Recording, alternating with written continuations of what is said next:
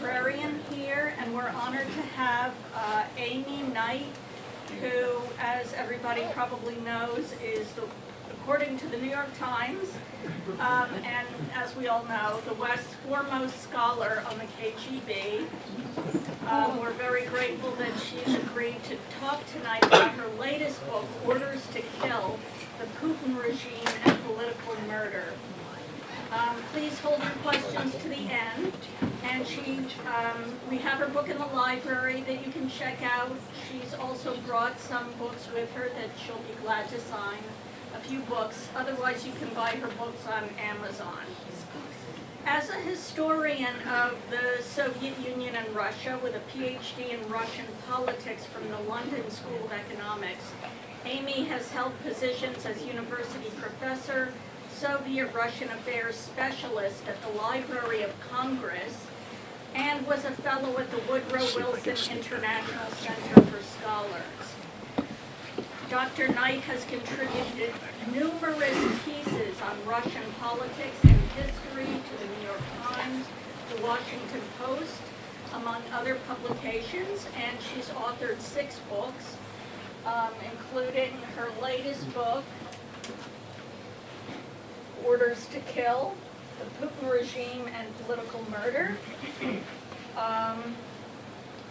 She has appeared on CNN, MSNBC, CBS Evening News, the PBS NewsHour, Fox News, Al Jazeera, C-SPAN, National Public Radio, and the BBC. Please join me in welcoming Amy Knight.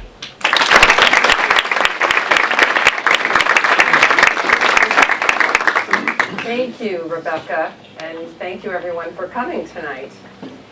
I just briefly about myself and how I got started in this business. I have no Russian heritage whatsoever, but I always loved Russian literature and Dostoevsky and Tolstoy and was fascinated by Russia.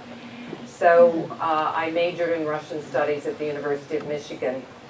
That Russian studies was just beginning then. It was during the Cold War period, and so there you could get a degree in language, history, geography, everything about Russia.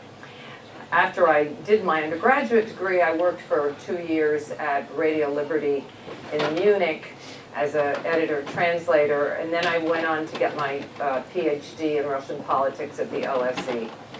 As Rebecca mentioned, I worked for almost 20 years at the U.S. Library of Congress as a Soviet Russian affairs analyst. I did studies.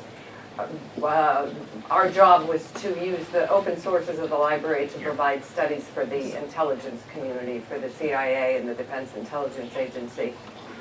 And then I started later on in life to become an independent scholar. And I would say that my first book was the KGB, Police and Politics in the Soviet Union. That came out in 1988. I had already developed a special interest in the KGB and the Russian security services because when I was a student at the University of Michigan, we went on a tour, a study tour in the summer to what was then the Soviet Union in 1967. And I was with a group of fellow students and we started consorting with some dissidents, and we all got arrested. So I spent the night in the KGB, local Kiev KGB prison being interrogated, and I just became absolutely fascinated with what kind of people these men were, and they were men at the time. Anyway, all ended well. I didn't get sent to a labor camp. Tonight I'm going to talk about the subject of my most recent book, Orders to Kill, the Putin Regime and Political Murder. Much of the research and the writing for the book was, can everybody hear me? Oh, yes. Am I too loud? No. Okay. Much of my research and writing was done over several years. I began kind of following these cases first in 1998 when a parliamentarian named Galina Starovoitova was gunned down in her apartment building in St. Petersburg. I had actually met Galina. She was at the Peace Institute in Washington, and she was a wonderful person. It was very tragic. So I just kept sort of following all these different political murders of journalists and democratic oppositionists. I draw on the Russian media, which I access through the internet, and interviews. The last time I was in Moscow was in 2008 when I was doing an article for the New York Review of Books about Boris Nemtsov, one of the Democrats who I'm going to talk about today. I think that I think that I will wait until Putin leaves the scene before I go back. I probably would not be allowed in anyway. So just to give you a historical perspective, and I talk about this in my book. Russia has a sort of a history of political murders. Not that Russian people are more bloodthirsty than any other nation, but just their geography and the way things evolved historically. A French historian who wrote a book called The Russia Syndrome, 1,000 Years of Political Murder, said, quote unquote, 11 centuries of a history notable for its murders make Russia unlike any other country. The relationship between politics and murder sort of makes a continuous thread. Just for example, in 1718, Peter the Great killed his own son because he was charged with treason for consorting with one of Peter's enemies. Catherine the Great's long reign was a result of regicide. Her husband, Peter III, was murdered in 1762. And then, of course, we've got the Stalin period. Not only the purges, but also some political murders of people like Sergei Kirov, who is the head of the Leningrad party apparatus, Maxim Gorky, Leon Trotsky, etc., etc. So, how did Putin emerge to become so powerful that he could do away with his critics at will? Why should we in the West care about Putin's murders, and what can we do about it? Well, Putin was a relatively unknown figure when Boris Yeltsin appointed him prime minister in August of 1999. This is a quote. You can see a picture of him as a young man. One observer wrote this quote, which I think is very apt. Under normal circumstances, Vladimir Vladimirovich Putin might today be a track-suited personal security guard for one of the many oligarchs who in fact live and breathe and luxuriate at his pleasure. Short, bald, with an almost reptilian gait, the former KGB case officer never seemed destined for anything other than a bit player in the never-ending Russian tragedy. Well, Putin was in the right place at the right time. He joined the KGB in Leningrad, his hometown, in 1975 and became a rank-and-file KGB officer, eventually posted to East Germany. After 1991, he worked in the St. Petersburg mayor's office, where he enriched himself and others through lucrative government contracts. He also formed ties with the Russian mafia, and that has been well established. In 1996, Putin moved to Moscow to work in the Kremlin. He was responsible for Kremlin property abroad. And in 1998, President Yeltsin appointed him head of the FSB, the Federal Security Service, which is the successor agency to the KGB. Then in August 1999, Yeltsin nominated him, Putin, prime minister. And this meant that he was Yeltsin's chosen heir because Yeltsin was not planning on running for re-election in 2000. He was suffering from illness and alcoholism, and he was very unpopular. Why did Yeltsin choose Mr. Putin? Well, as KGB chief, and this is my theory, others agree with me, some don't, as FSB chief, Putin had all the files on corruption by the Yeltsin family and his close circle. So it was a sort of a Faustian bargain, and Putin certainly didn't go after Yeltsin once he stepped down. But Putin, of course, was not very well known. he gained huge popularity and became very well known because of the September 1999 apartment bombings in Russia. You've probably heard about them. It was kind of their version of 9/11. Over 300 people were killed. It was blamed on Chechens.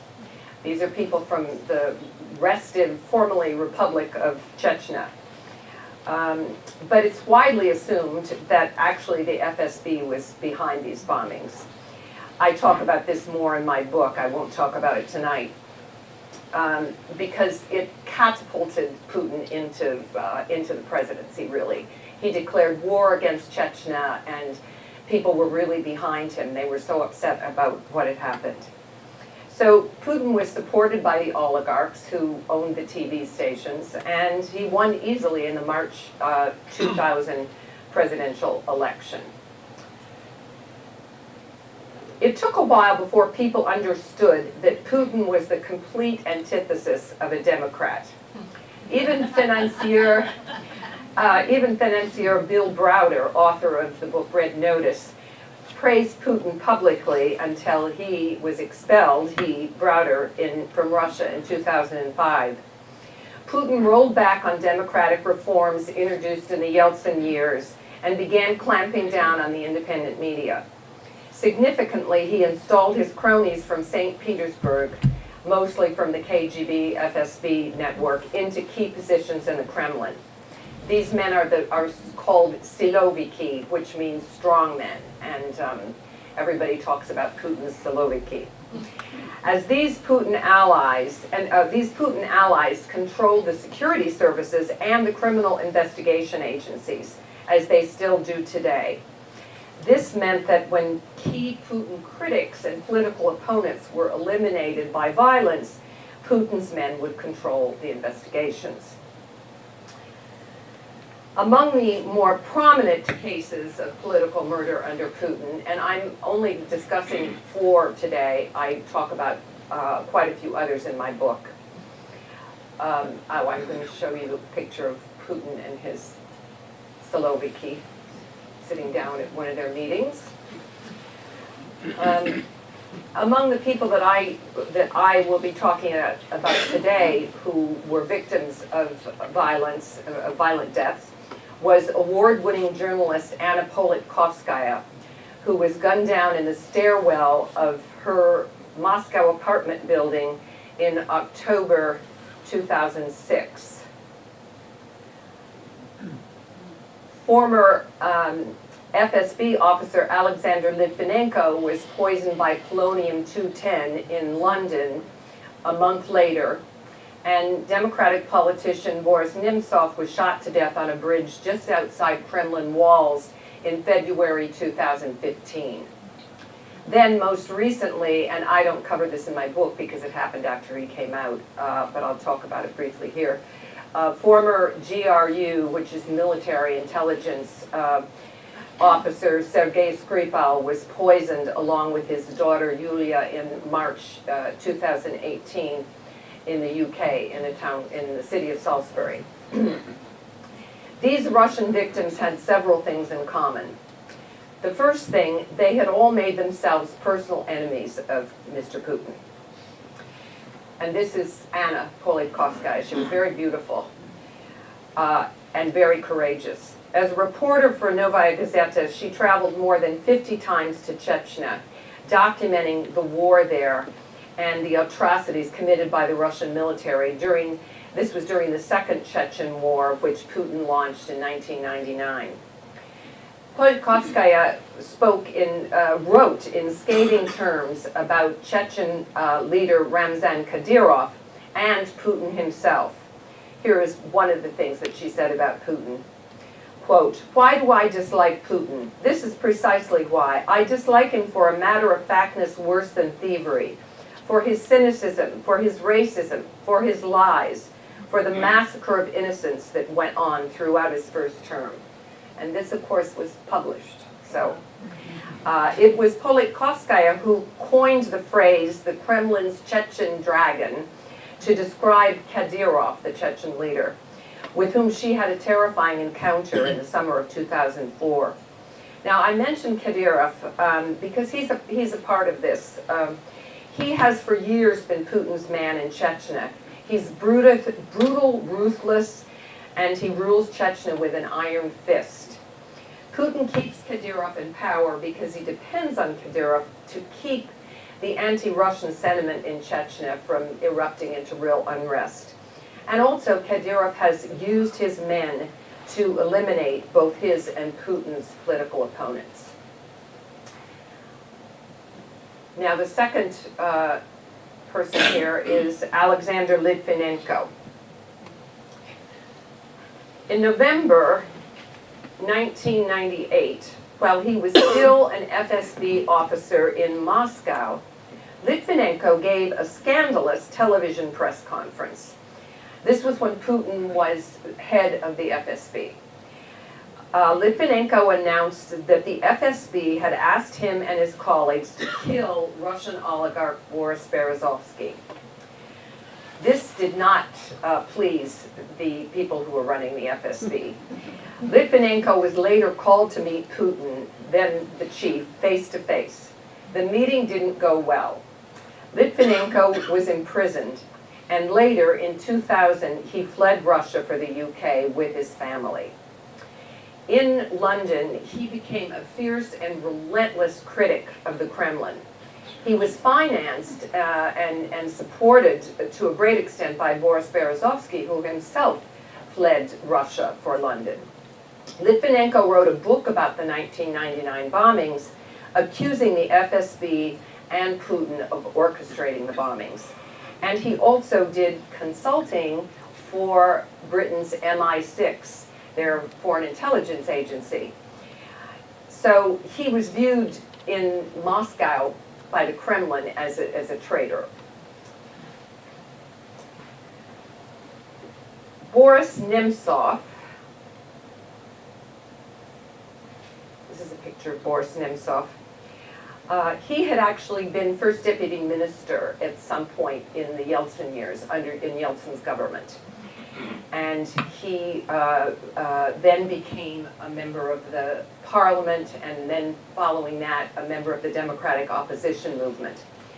It was Nemtsov, together with another democratic oppositionist named Alexei Navalny, who organized the 2011-2012 protest movements against the Kremlin. These drew the largest crowds since the collapse of the Soviet Union, and they really rattled, really shook the Kremlin to its core. Nemtsov also published a series of reports about Putin. He did this with co-authors. The first one was in 2008, and I wrote about this in the New York Review of Books. And in fact, that's why I went over to Moscow, because I wanted to meet with Nemtsov. Unfortunately, he was not there at the time, but I met with his colleague who co-wrote this book on Putin, documenting the extensive corruption of Putin and his cronies. The next report or little booklet that Nemtsov wrote was about the fraud surrounding the Winter Olympics in Sochi in 2014.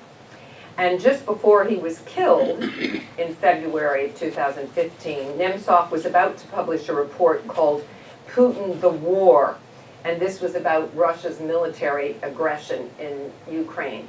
And these reports were extremely well documented.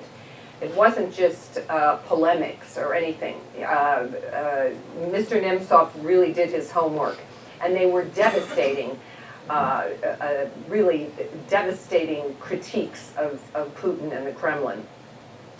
Perhaps more than anything else, what angered Putin and his Kremlin allies was that Nemtsov was a vocal supporter of Western sanctions against Russia. He traveled to Washington and elsewhere to lobby in favor of such laws as the Magnitsky Act.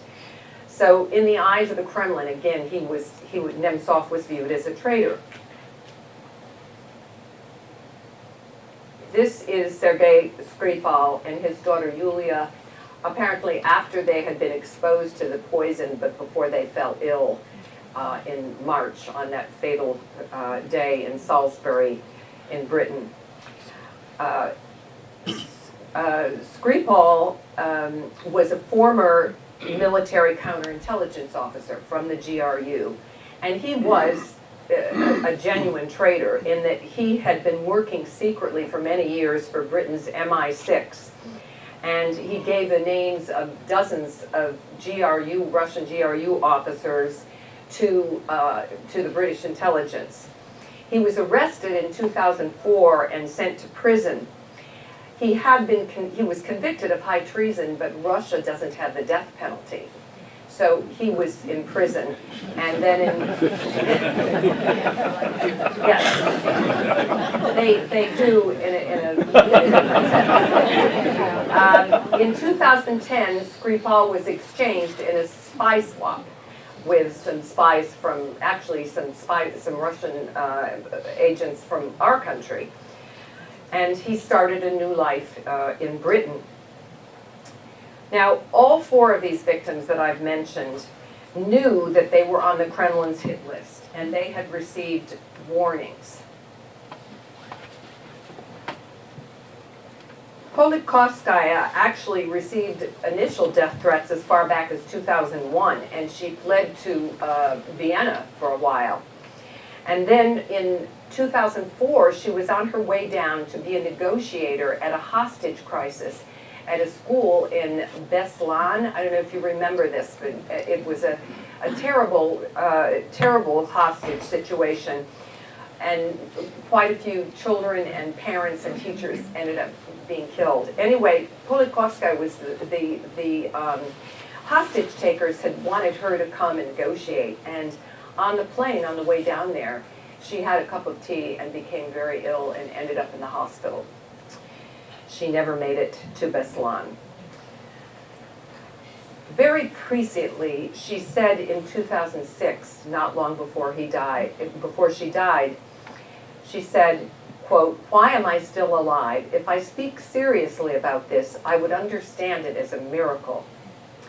Now, Litvinenko, the KGB, the former FSB officer who was in London, knew Politkovskaya personally, and he cautioned her the last time she visited London, shortly before her murder, that she was in danger, and he advised her not to return to Russia.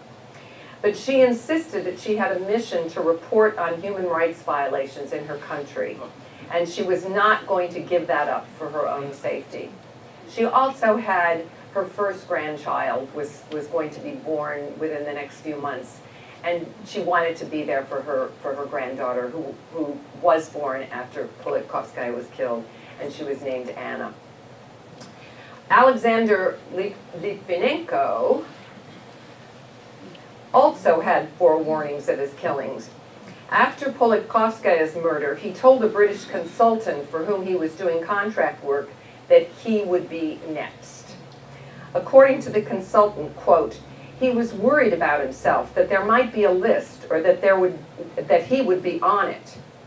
Now, this is a photograph. He was actually used, a photo of Litvinenko was used as target practice by the Ministry of Internal Affairs troops in their training centers. On the very day of his poisoning, November 1st, 2006, Litvinenko received a direct warning from an Italian associate with whom he had been working to expose Russian organized crime. He was warned that both him and oligarch Boris Berezovsky's were on a list of those to be killed by the Russian security services. Now, this is not, I'm not going to discuss it tonight, but Berezovsky actually ended up being found in 2013 hanging by a scarf from the shower rail at his house in Surrey outside London. The coroner never was able to issue a verdict about whether it was suicide or murder. Boris Nemtsov also had warnings. As far back as 2002, Ramzan Kadyrov, and this is a picture of Kadyrov, who likely participated in organizing Nemtsov's murder, threatened Nemtsov after Nemtsov spoke out at a gathering in Chechnya, saying that he thought the idea of a strong Russian presidency was not a good idea. Kadyrov at that point threatened to kill him. Nemtsov later wrote, he said, "I can't say that I wasn't frightened because the Chechens who were around him started to say that Ramzan was joking. But in his eyes, I saw that it was no joke. In his eyes, I saw hatred." Not long before he was killed, Nemtsov observed in an interview that his mother was very worried that Putin would kill him. When asked by a journalist if he shared her concerns, he said, "You know, yes, a little. Not as much as Mom, but still." According to journalist Yevgenia Albat's quote, Nemtsov was afraid of being killed and he was trying to convince himself and me that they wouldn't touch him because he had been a member of the Russian government and they didn't want to create a precedent. As for Skripal, Putin himself said when Skripal was released from prison as part of the so-called spy swap in 2010, Putin said, "Traitors always come to a bad end." He said that publicly. And more recently, he referred to Skripal as, quote, "a scumbag and a traitor to the motherland." So I think I have made my point that there was plenty of motivation to eliminate these 4 people that I've just talked about. What about the criminal investigations? What happened after that?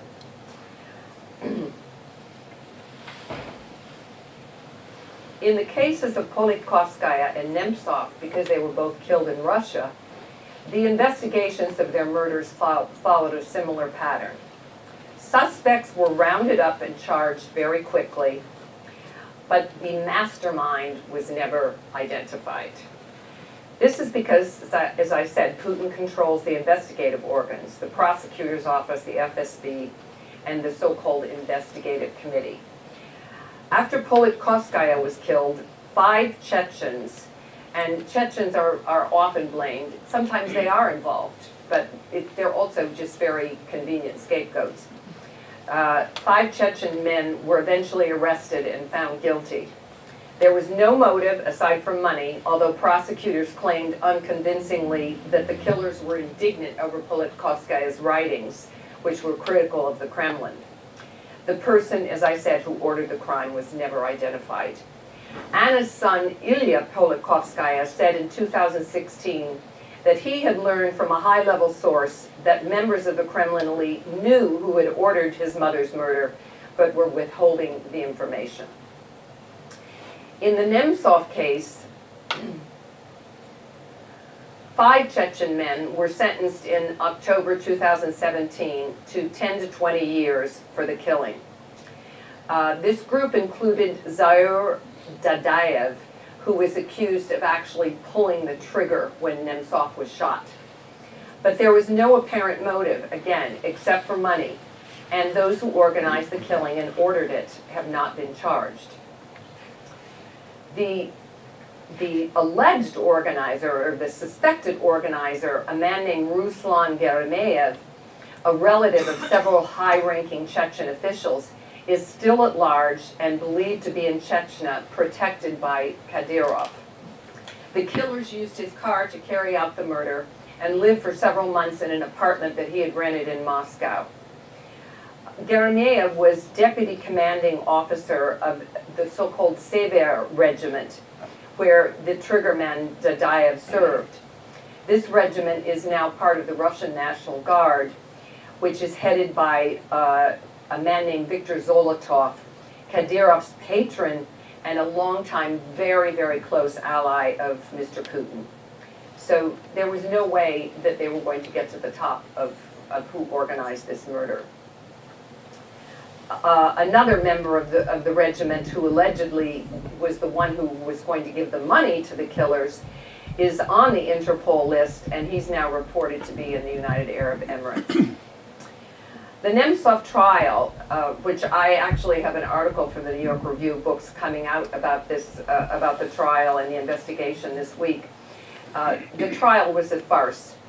Over 12 CCTV cameras belonging to the Russian Federal Protective Service were on the bridge where Nemtsov was shot. It was just a few hundred yards from the Kremlin. And so this was the kind of area that would be very closely monitored. This was a very heavily guarded area. But the authorities claimed that the cameras were not on the bridge at all, that they were all facing inside the Kremlin. Important witnesses, such as the girlfriend of Mr. Nemtsov, who was walking with him when he was shot, were not called to testify. His girlfriend, a woman named Anna Duritskaya, much younger, Ukrainian young woman, went back to Ukraine and no one heard of her again. Now, because Alexander Litvinenko was murdered on British soil, there was a proper investigation. Although it took 9 years before it happened, and it was only because of the persistent efforts of Litvinenko's wife, Marina, that the British finally were compelled to do what they called an inquiry by the British High Court. If things had gone according to the Kremlin's plan, these are the two identified murderers, Andrei Lugovoy and Dmitry Kovtun. I will come to them in a moment. If things had gone according to the Kremlin's plan, the investigation and the inquiry would never have happened. Litvinenko was supposed to die shortly after he was poisoned with polonium-210. This is a rare poison that's only produced in Russia. It's very difficult to get a hold of. So it had to have come from the Russian state. So if he had died quickly, it never would have been learned that this was the substance that he had been killed with, because he went to the hospital and he was ill for 3 weeks. And doctors were scratching their heads. They couldn't figure out what it was that had killed him. And finally, a close friend, found a scientist in northern England who flew down, and he, on the very day that Litvinenko died, he identified the substance as polonium-210. And this is one of the reasons that people are so certain that the Russian government was involved.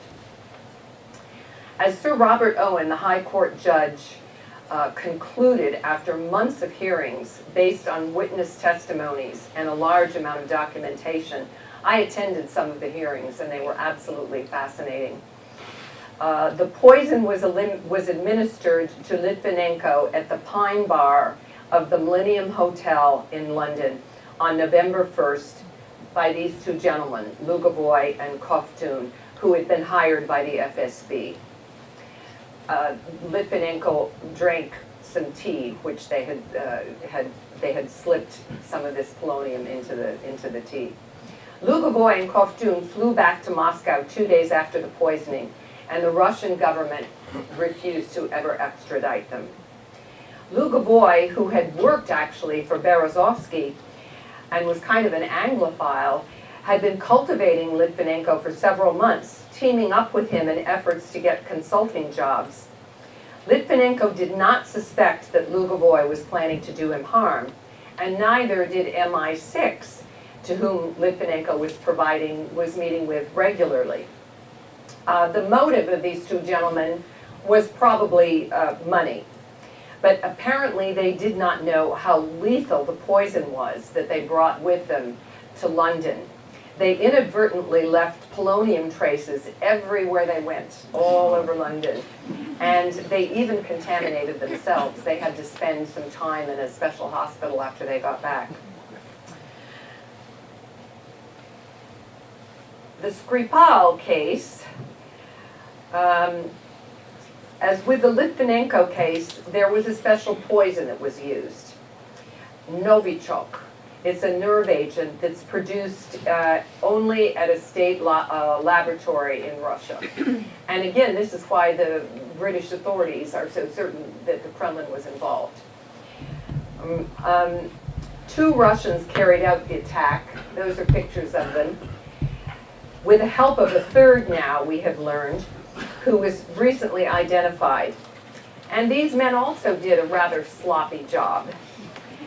They were seen on cameras during March, as you can see, during March 3rd, 4th, and 4th, and Novichok was found in their hotel room. They threw out the poison in a perfume bottle, which was retrieved later by 2 unsuspecting British citizens, and one of them, Don Sturgis, actually died. This happened a few months later. Both of these men were using false passports, but their real names were actually discovered by an enterprising research group called Bellingcat in Britain, and they managed to track the real names of these men down and identify them as agents of the GRU, Soviet or Russian military intelligence, counterintelligence. So this is pretty much a smoking gun.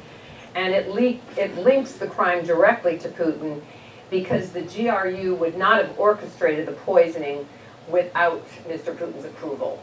Not something like this. As you're probably aware, the GRU figures quite prominently in some of the Mueller indictments that you may have been reading about. So they really managed to leave a lot of evidence wherever they go, and they've been very deeply involved, I guess, in our elections. So, in his report on the Litvinenko case, the presiding judge, Sir Robert Owen, said that he was sure that Lugovoy and Koftun had poisoned Litvinenko, but he was equivocal about Putin, saying only that the head of the FSB, a man at that time called Nikolai Patrushev, and Vladimir Putin probably approved the killing. And I can remember I was there in London when Sir Robert Owen's report came out, and a bunch of journalists, we were all, I wasn't representing a newspaper, but I was there with all these journalists, and the report was issued, and everybody was looking to see what Sir Robert Owen would say. And the fact that he put that probably in was just very interesting. But most people assume that these men would not have acted on their own initiative. And no one in the FSB, including the head of the FSB, Patrushev, would have killed Litvinenko without Putin's approval.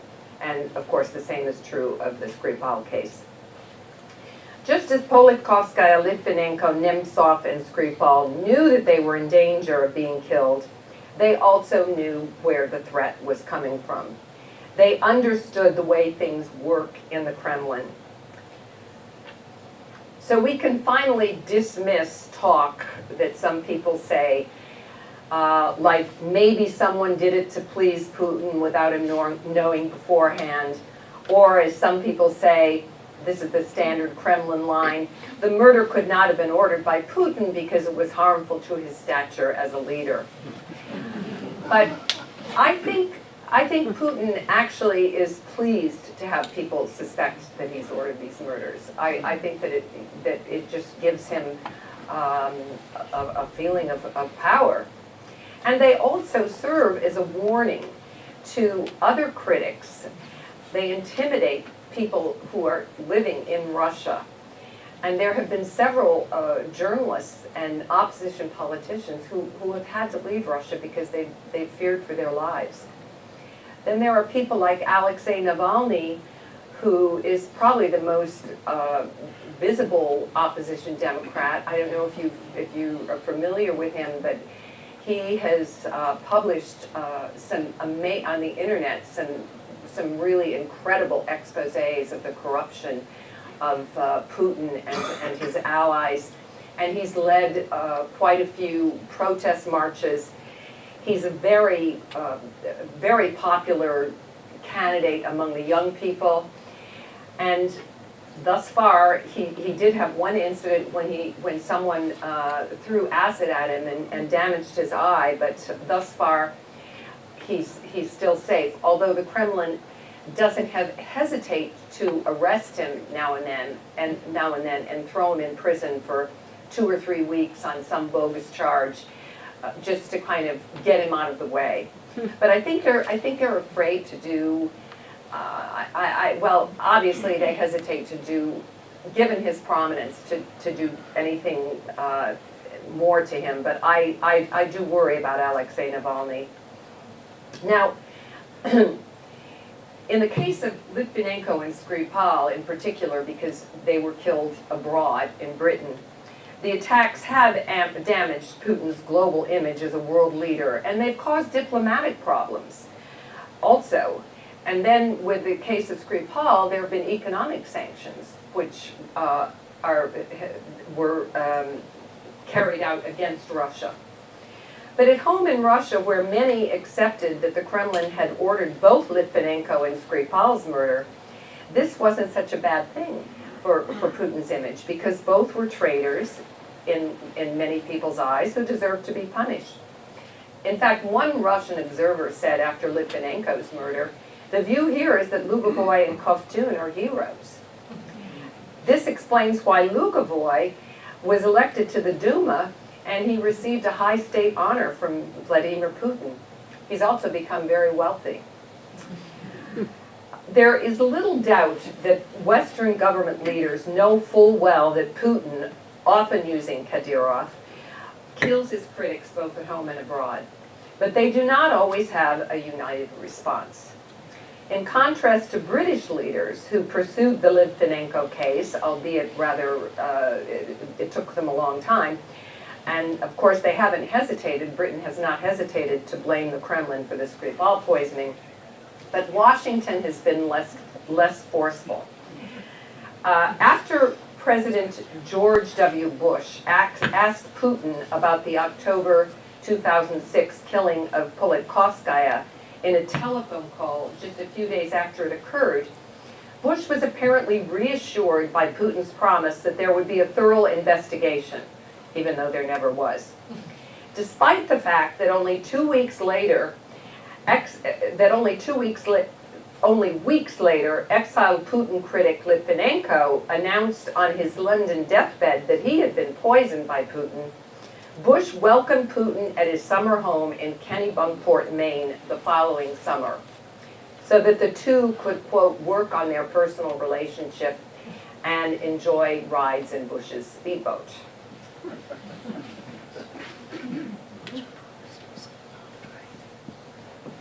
There's a picture.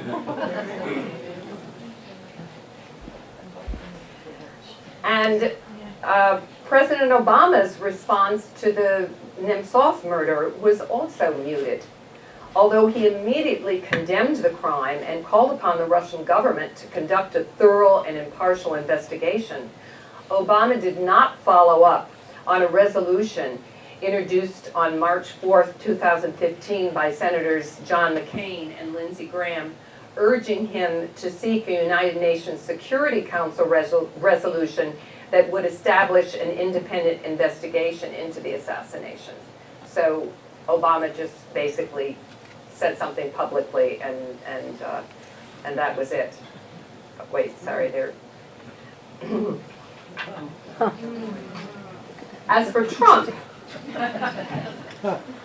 he has been dismissive regarding Russian President Vladimir Putin's sponsorship of political murders. He said famously in December 2015, quote, "Nobody has proven that he's killed anyone. He's always denied it." Then in October 2018, after being pressed into finally admitting that Putin was probably involved in political assassinations, Trump added a caveat. It's not in our country. Trump's reactions, of course, are part of his consistent pattern of excusing the Kremlin's misdeeds. Trump seems to find in Putin a kindred spirit. He admires Putin for his toughness as a leader and for his apparent firm grip on power. Also, of course, he might defend Putin because the Kremlin has compromat on him that would be politically damaging, such as that which was said in the Steele dossier. I don't know how all of you were familiar with the dossier that was very explosive, or possibly that there is compromat involving financial transactions with Russians that have been kept secret that Trump was involved in.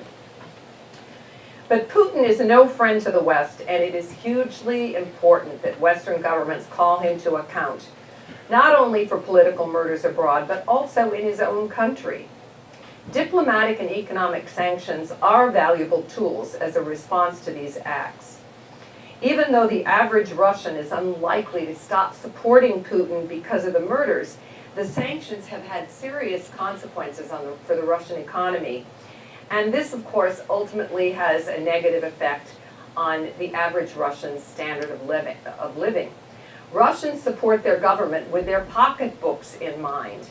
A pension reform that Putin signed into law last fall will gradually increase the state retirement age to 60 for women and 65 for men. That's high for Russians. They're very disappointed by it. This was deeply resented, and it caused numerous protests. Most ordinary Russians are very upset about this. According to the New York Times, the inflation-adjusted incomes of Russians have dropped 11% in the past 5 years. For the first time in 13 years, the majority of Russians think their country is moving in the wrong direction. And a recent survey found that trust in Putin had fallen to its lowest since 2006. A little over 33%, only 33% of Russians say they trust Putin. Well, in 2015, his trust rating was at over 70. This is mainly, as I said, because of economics, and so sanctions do have an effect. There are other things also that are causing problems for the Russian economy, but this certainly is felt in Russia. Putin has been the leader of Russia for almost 19 years. Maybe his rule and the violence he's committed against his own people will come to an end sooner than he expects.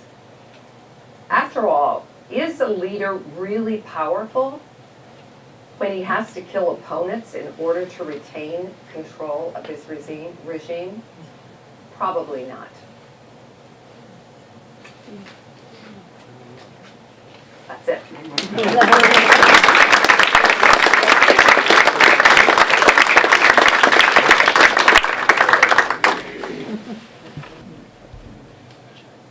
Yes? Could you comment on the role of Khodorkovsky in Kremlin? We have Khodorkovsky in this very good picture. Okay, so I mean, he was not one of the victims in any way, but he obviously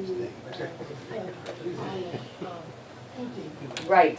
right. And he's abroad now. Have you heard of Khodorkovsky? Most people know who Khodorkovsky is. He was a very, very wealthy Russian oligarch. And he had, my understanding is that Putin gave a message to the oligarchs when he became president in 2000. And he said, look, you can have all your money, you can be corrupt, you can do whatever you want, as long as you, first of all, give us some money.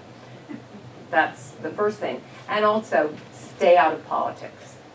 And the problem with Khodorkovsky is he showed an interest in politics and started exhibiting,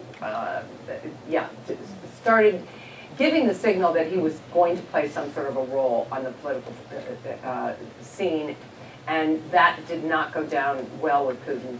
So Khodorkovsky was arrested and spent 10 years in a labor camp. He now lives in London, I believe. Yeah. And he has a Khodorkovsky Foundation, which is very active promoting human rights. Yes? Wouldn't you say that Russia has a 1,000-year history of supporting, Russians in general, of supporting strongmen and regimes that don't give them a lot of leeway? When Putin went into Crimea, I believe his popularity was at 80% because they thought it was a wonderful display. The fact that media, all of electronic media and most of the newspapers, as I understand it from a trip there a few years ago, they know that it's propaganda, they know, but yet he enjoys vast popularity, or at least has until you suggest recently. But isn't that part of their history? Well, it's interesting because people are always asking, why does he do so well in the polls? And these opinion polls, some of them are like the Levada Center. I mean, they're done by normal professional guidelines. And some people say that Russians always feel like they have to venerate their leader. So pretty much, whoever the guy is in power, you've got to kind of like him and give it to him. However, and of course, you're right. They very much, the invasion of Crimea was very popular because that's restoration of Russia's greatness. And yes, Russians like that. But as I said, the problem is their pocketbooks. And they can watch everything on television. Putin can run in and invade Ukraine and do whatever. But when the standard of living starts to go down, and it has gone down pretty consistently over the past few years, that's when you see the unhappiness and disillusionment with their leader. The fall in the price of oil. Fall in the price of oil has been a huge factor in that. And also just some of the bad decisions that have been made economically. But that's one of the reasons that they had to institute this pension reform, was because they needed people to work longer. They're having problems. So if you look back at what caused the collapse of the Soviet Union in 1991, a lot of it had to do with economic discontent. I mean, I was in Russia in 1990, and there were lines for bread and everything. It was terrible.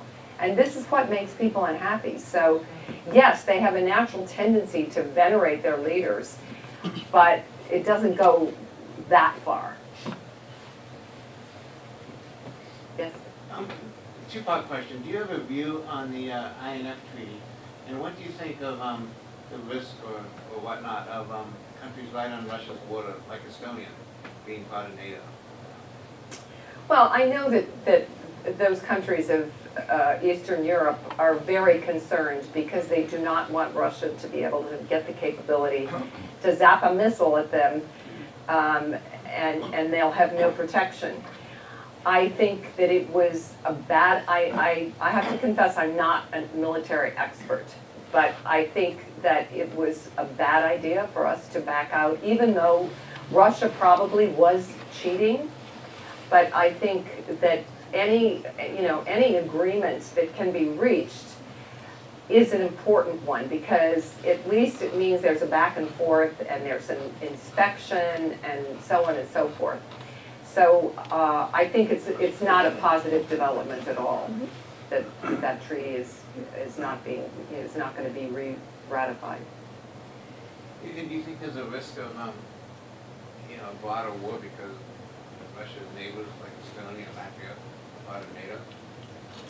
I mean, I don't think that Russia is likely to use inter-range nuclear weapons. I really don't. I doubt that. But still, I mean, it's enough, just the threat is enough to make Russia's neighbors very worried. And it's really the threat that the capability, which changes the balance. Yes? So hypothetically, can you project how the transfer of power might happen? like, based on history, what's the typical process?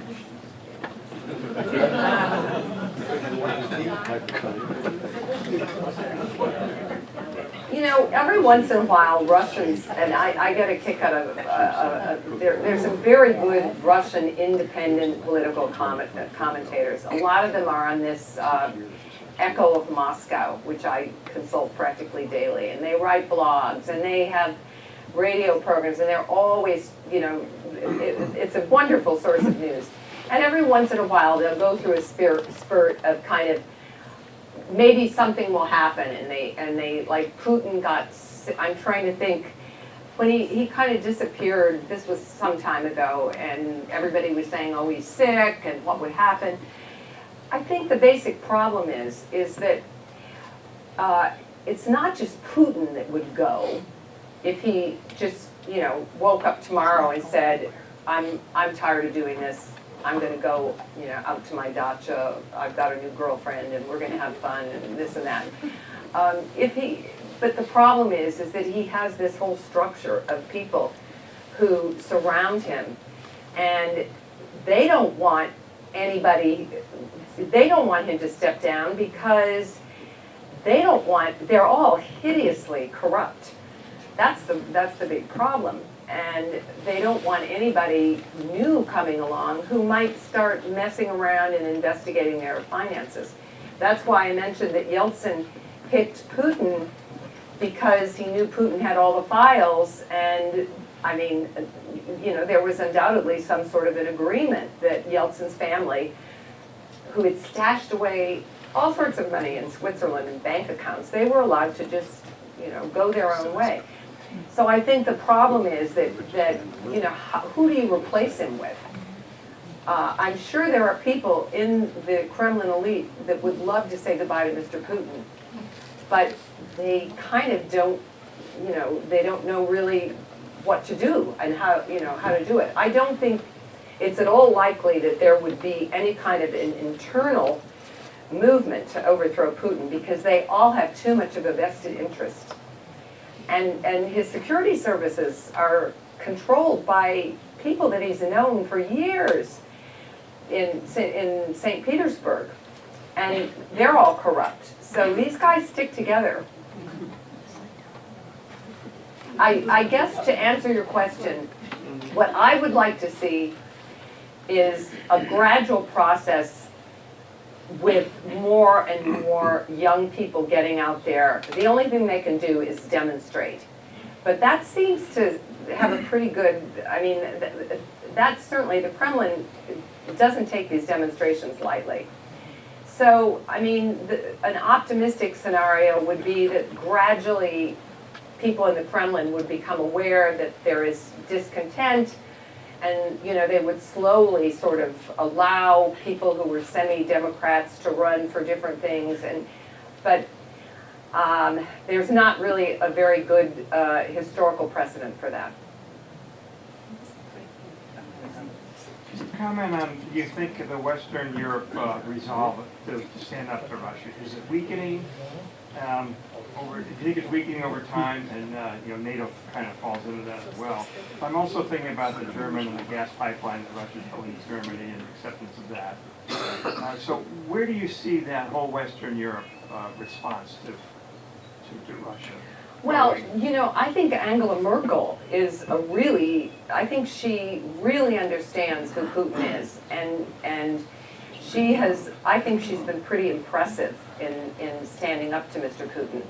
Now, apparently she's not, you know, she's not going to be party leader, she's not for a long, chancellor for a long time.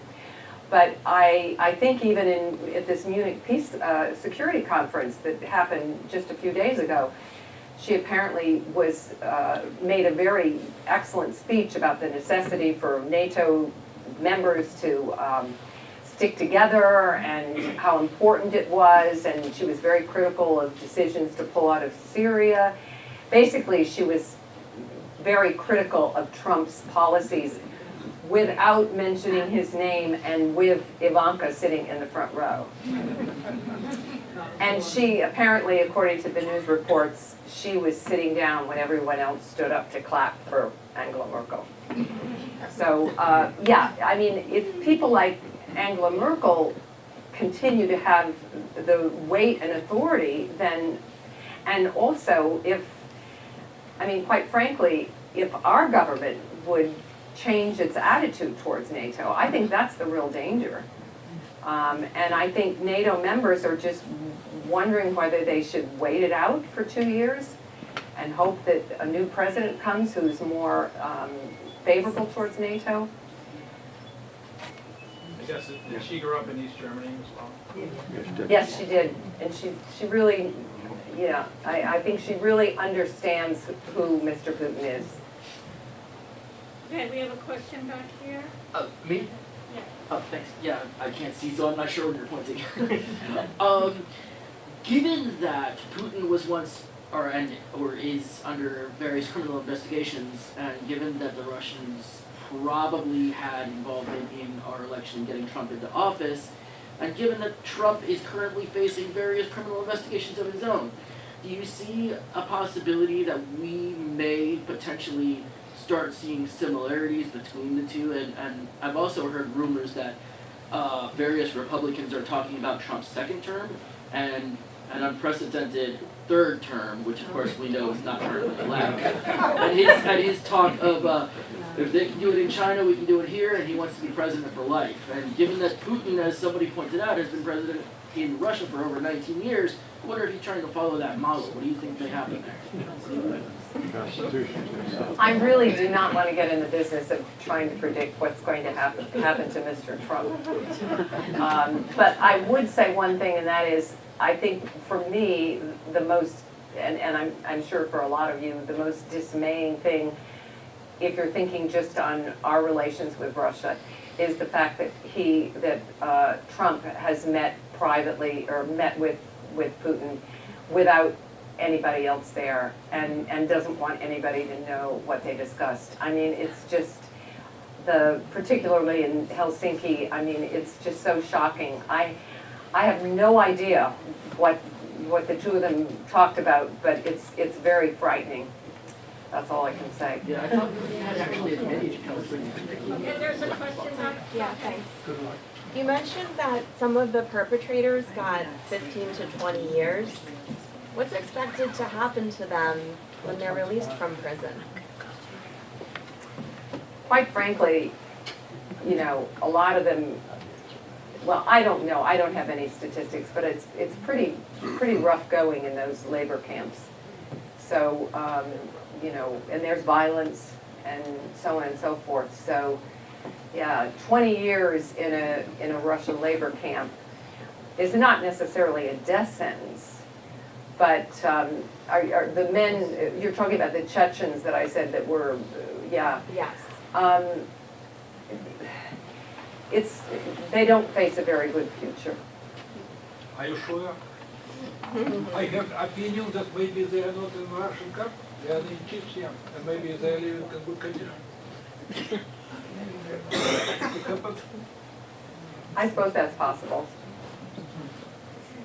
So, it sounds like Putin doesn't really care, at all. So you think you'll see an increase in these killings in Russia and abroad? I don't know. I don't know that there is going to be an increase. I mean, I think that Putin perhaps misjudged the reaction of Britain and its allies. Of course, as I said, we haven't been exactly supportive, but I think there are factors that would prevent the Kremlin from doing something like that again soon. Mind you, they just arrested, this is not political violence, but the Kremlin, you know, they just arrested an American businessman who apparently had been in Russia for many years, ran a investment firm, And it's pretty scary because everybody's saying he didn't do anything. So I've been kind of scratching my head about that. I can't figure out what that is about.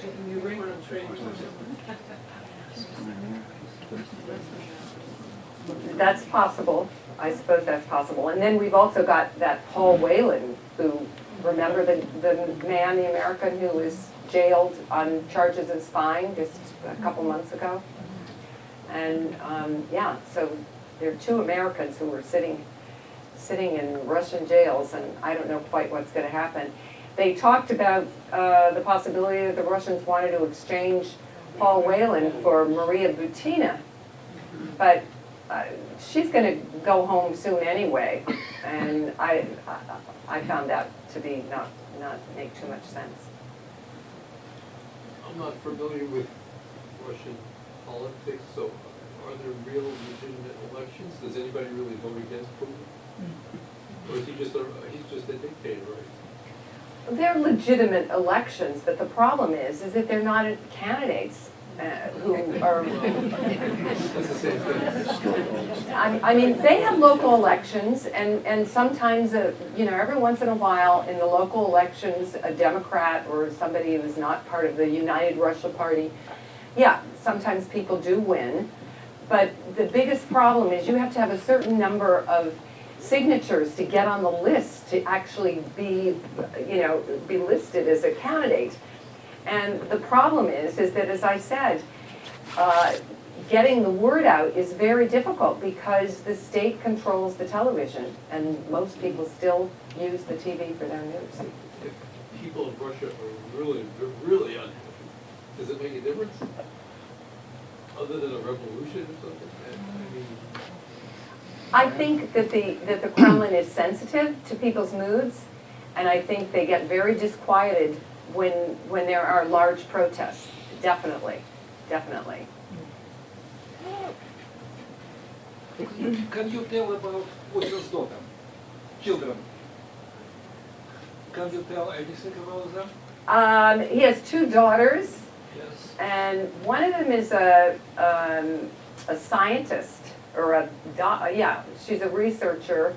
I can't remember what the other one does. Yeah, maybe my question is slightly different, because it's example showing his nature, because he completely managed to hide them. There are no information, no pictures. Can you imagine girls that were like 14 years old when he came to power, and they said can be completely to remove any pictures from them, any memories. People are scared, they cannot tell about them. So now, no, absolutely no information. There's a little bit of information that leaks out. One of his daughters was married to the son of a Russian oligarch for a while. I think they're divorced. But I'm not sure. One of them at least lives abroad. But you're right about one thing. It's not part of the Russian or the Putin's tradition to talk about his family. You know, he divorced his wife. They completely were hiding different names, and Putin never accepted the rumors. What they're talking about was his daughter. Still. Okay, we have one more question.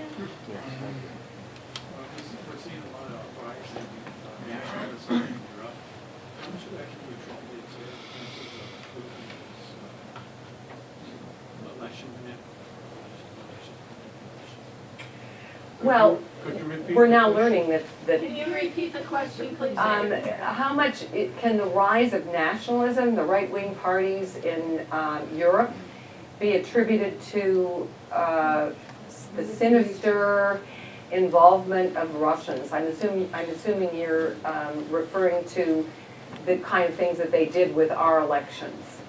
I have no doubt that we've just begun in learning the extent to which the Russians are trying to influence political systems in Europe and continue to try to influence our political system. We have to remember that for decades the Russian government, the Kremlin, had a whole program, which they called active measures, which was to spread propaganda. Even in the Soviet days, it was very important. And now they're doing it again, but they're just using the internet. And they're spending a lot of money doing it. But it's just another way.